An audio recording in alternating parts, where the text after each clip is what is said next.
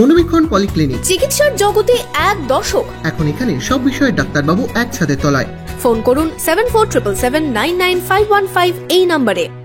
ধর্ষণকারীদের দ্রুত ও কড়া শাস্তি দিতে নয়া বিল পাশ হয়েছে রাজ্য বিধানসভায়। এই নিয়ে এবার মুখ্যমন্ত্রীকে তোপ দাগলেন অধীর চৌধুরী।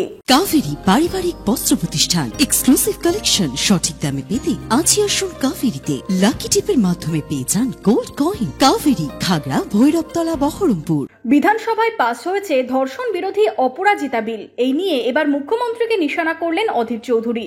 বহরমপুরের প্রাক্তন সাংসদের দাবি, এখন অভয়া কাণ্ডের তদন্তভার ব্যাহত ও বিপথে চালিত করতে চাইছেন। সারা বাংলা জুড়ে প্রতিবাদের ঢেউ রুখতে এটা নয়া কৌশল।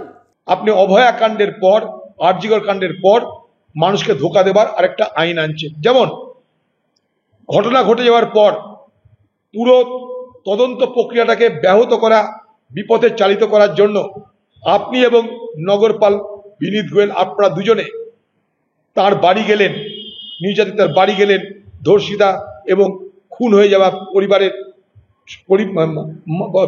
ছাত্রীর পরিবারের সঙ্গে দেখা করতে গেলেন। সেদিন থেকে আপনি তথ্য প্রমাণ লোপাটের ব্যবস্থা করছেন। সেদিন আপনি দেখা করতে গেছিলেন কেন? যাতে অপারেশন ধামাচাপা, অর্থাৎ তথ্য প্রমাণ লোপাট হয়।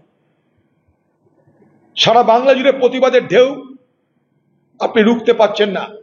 আপনার ধমকানি, চমকানি, ভয় দেখানো, পুলিশ, মস্তান, গুন্ডা, আরজিকর ভাঙা সবকিছুকে ছাপিয়ে বাংলার নাগরিক সমাজের এই যে অভূতপূর্ব আন্দোলন, সেই আন্দোলনে আপনি দিশেহারা। তাই যেমন তথ্য প্রমাণ লোপাট করার সময় আপনার বিরুদ্ধে বলেছিলাম অপারেশন ধামাচাপা করছেন, আজও বলছি আপনার কালকের এই আইন এনে যখন আপনি বুক থেকে বলবেন আমি আইন আনলাম, তার উদ্দেশ্য হচ্ছে বাংলার এই গণ আন্দোলনকে, বাংলার এই প্রতিবাদ মুখর নারী সমাজ এবং প্রতিবাদী সমাজকে